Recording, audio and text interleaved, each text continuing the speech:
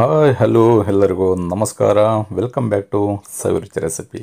ಇವತ್ತಿನ special chicken liver ಗುಂಡಿಗೆಕಾಯಿನ ಬಳಸ್ಕೊಂಡು ಪೆಪ್ಪರ್ ಫ್ರೈ ಮಾಡೋದನ್ನು ತೋರಿಸ್ತಾ ಇದ್ದೀನಿ.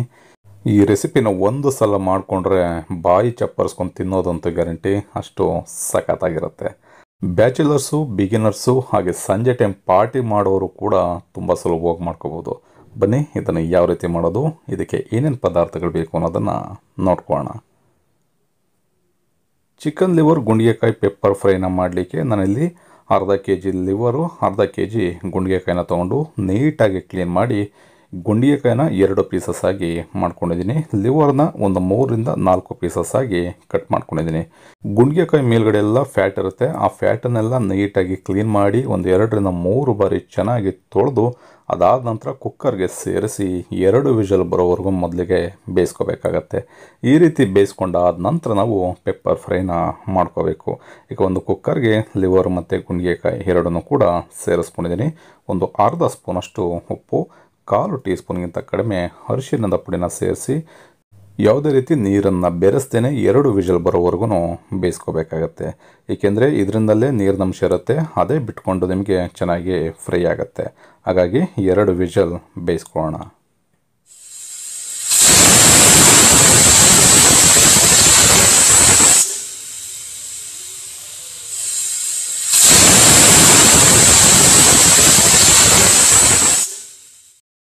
ಎರಡು ವಿಷಲ್ ಆಗಿದೆ. ಕುಕ್ಕರ್ ಕಂಪ್ಲೀಟಾಗಿ ತಣ್ಣಗಾದ ಮೇಲೆ ಕುಕ್ಕರ್ ಲೆಡ್ಡನ್ನು ಓಪನ್ ಮಾಡಬೇಕಾಗುತ್ತೆ. ನೋಡ್ಬೋದು ಎಷ್ಟು ಸಖತ್ತಾಗಿ ಫ್ರೈ ಆಗಿದೆ ಅಂತ.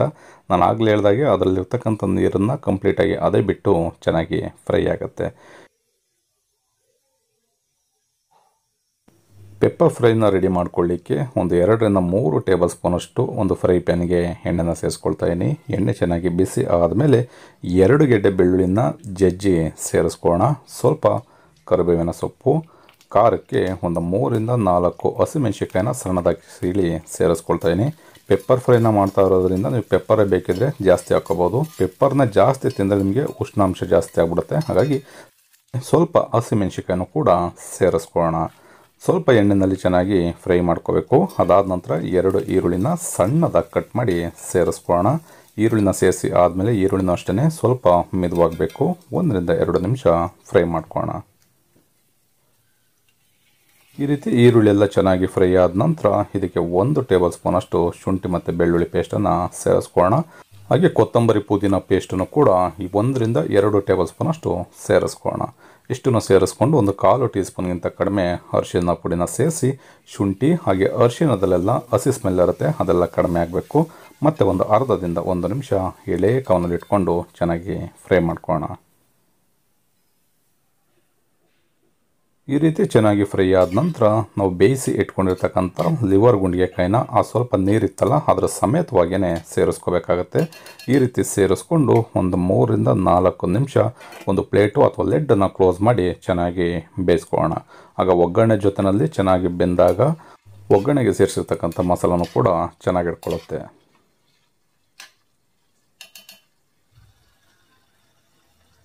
ಈಗ ಒಂದು 3ರಿಂದ 4 ನಿಮಿಷ ಚೆನ್ನಾಗಿ ಫ್ರೈ ಮಾಡ್ಕೊಂಡಿದ್ದೀನಿ. ಒಂದು 1/4 ಟೀ ಸ್ಪೂನಷ್ಟು ಚಿಲ್ಲಿ ಪೌಡ್ರು, ಆಲ್ರೆಡಿ ಹಸಿಮೆಣಸಿಕಾಯಿನ ಸೇರಿಸ್ಕೊಂಡಿರೋದ್ರಿಂದ ನಾವು ಪೆಪ್ಪರ್ ಫ್ರೈನ ಮಾಡ್ತಾ ಇರೋದ್ರಿಂದ ಖಾರದ ಪುಡಿನ ಜಾಸ್ತಿ ಹಾಕಬಾರ್ದು. ಒಂದು 1/4 ಟೀ ಸ್ಪೂನಷ್ಟು ಸೇರಿಸ್ಕೊಂಡ್ರೆ ಸಾಕಾಗತ್ತೆ. ಅರ್ಧ ಟೀ ಸ್ಪೂನಷ್ಟು ಚಿಕನ್ ಮಸಾಲ, ಅರ್ಧ ಟೀ ಸ್ಪೂನಷ್ಟು ಧನಿಯಾ ಪುಡಿ, ಅರ್ಧ ಟೀ ಸ್ಪೂನಷ್ಟು ಗರಂ ಮಸಾಲ. ಆಲ್ರೆಡಿ ಲಿವರು ಮತ್ತು ಗುಂಡಿಗೆಕಾಯಿನ ಬೇಯಿಸ್ಕೋಬೇಕಾದ್ರೆ ನಾನು ಉಪ್ಪನ್ನು ಸೇರಿಸ್ಕೊಂಡಿದ್ದೆ. ಹಾಗಾಗಿ ರುಚಿಗೆ ಎಷ್ಟು ಬೇಕೋ ಅಷ್ಟು ನೋಡಿ ನೀವು ಉಪ್ಪನ್ನು ಸೇರಿಸ್ಕೋಬೇಕಾಗತ್ತೆ. ಈ ರೀತಿ ಮಸಾಲನ ಸೇರಿಸಿ ಆದಮೇಲೆ ಹಸಿ ಸ್ಮೆಲ್ಲೆಲ್ಲ ಕಡಿಮೆ ಆಗಬೇಕು. ಮತ್ತು ಒಂದು 2ರಿಂದ 3 ನಿಮಿಷ ಚೆನ್ನಾಗಿ ಫ್ರೈ ಮಾಡ್ಕೊಳ್ಳೋಣ. ಈ ಪೆಪ್ಪರ್ ಫ್ರೈಗೆ ನಾನು ಏನೇನು ಮಸಾಲೆಗಳನ್ನ ಸೇರಿಸ್ಕೊಳ್ತಾ ಇದ್ದೀನಿ, ಎಷ್ಟೆಷ್ಟು ಪ್ರಮಾಣದಲ್ಲಿ ಸೇರಿಸಿದ್ದೀನಿ ಅಂತ ಡಿಸ್ಕ್ರಿಪ್ಷನ್ ಬಾಕ್ಸಲ್ಲೂ ಕೂಡ ಕೊಟ್ಟಿರ್ತೀನಿ, ಅಲ್ಲೂ ಕೂಡ ನೋಡ್ಬೋದು. ಕೊನೆಯಲ್ಲಿ ಚೆನ್ನಾಗಿ ನೀರೆಲ್ಲ ಫ್ರೈ ಆದಮೇಲೆ ಇದಕ್ಕೆ 1 ಟೀ ಸ್ಪೂನಷ್ಟು ಕಾಳುಮೆಣಸಿನ ಪುಡಿ ಪೆಪ್ಪರ್ನ ಸೇರಿಸ್ಕೊಳ್ತಾ ಇದ್ದೀನಿ. ಪೆಪ್ಪರ್ನ ನೀವು ಸಾಧ್ಯವಾದಷ್ಟು ಕೊನೆಯಲ್ಲೇ ಸೇರಿಸ್ಕೊಂಡು ಚೆನ್ನಾಗಿ ಫ್ರೈ ಮಾಡ್ಕೊಳ್ಳಿ. ಆಗ ಮೇಲ್ಗಡೆ ಕೋಟಿಂಗು ಕೂಡ ಚೆನ್ನಾಗಿ ಇಟ್ಕೊಳ್ಳುತ್ತೆ, ತಿನ್ನೋದಕ್ಕೂ ಕೂಡ ಬಹಳ ರುಚಿಯಾಗಿರುತ್ತೆ. ಪೆಪ್ಪರ್ನ ಸೇರಿಸಿ ಆದಮೇಲೆ ಮತ್ತೆ 1ರಿಂದ 2 ನಿಮಿಷ ಫ್ರೈ ಮಾಡಿಕೊಂಡ್ರೆ ಸಾಕಾಗುತ್ತೆ. ಏಕೆಂದರೆ ಆಲ್ರೆಡಿ ನೀರೆಲ್ಲ ಕಂಪ್ಲೀಟಾಗಿ ಡ್ರೈ ಆಗಿರುತ್ತೆ, ಜಾಸ್ತಿ ಬೇಯಿಸ್ಬಿಟ್ರೆ ತಳ ಹಿಡಿದ್ಬಿಡುತ್ತೆ. ಈ ರೀತಿ 2 ನಿಮಿಷ ಬೇಯಿಸ್ಕೊಂಡು ಕೊನೆಯಲ್ಲಿ ಸ್ವಲ್ಪ ಕೊತ್ತಂಬರಿ ಸೊಪ್ಪು ಹಾಗೆ ಒಂದು ಅರ್ಧ ನಿಂಬೆಹಣ್ಣಿನ ರಸನ ಸೇರಿಸಿ ಮಿಕ್ಸ್ ಮಾಡಿಕೊಂಡ್ರೆ ಲಿವರ್ ಗುಂಡಿಗೆಕಾಯಿ ಪೆಪ್ಪರ್ ಫ್ರೈ ರೆಡಿ ಆಗುತ್ತೆ. ನಾನು ಆಗಲೇ ಹೇಳಿದಾಗ ಒಂದು ಸಲ ಮಾಡಿಬಿಟ್ರೆ ಬಾಯಿನಲ್ಲಿ ನೀರು ಬರೋದಂತೂ ಗ್ಯಾರಂಟಿ.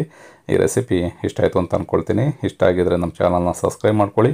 ಫೇಸ್ಬುಕ್ಕಲ್ಲಿ ನೋಡ್ತಾ ಇರ್ತಕ್ಕಂಥವ್ರು ನಮ್ಮ ಸವಿರುಚಿ ರೆಸಿಪಿ ಫೇಸ್ಬುಕ್ ಪೇಜ್ ಇದೆ, ಅದನ್ನು ಕೂಡ ಫಾಲೋ ಮಾಡಿ. ಮರಿದೇನೆ ಈ ರೆಸಿಪಿನ ನೀವು ಕೂಡ ಒಂದು ಸಲ ಟ್ರೈ ಮಾಡಿ ಹೇಗಿತ್ತು ಅಂತ ಕಮೆಂಟ್ ಮಾಡಿ ತಿಳಿಸಿ. Thank you.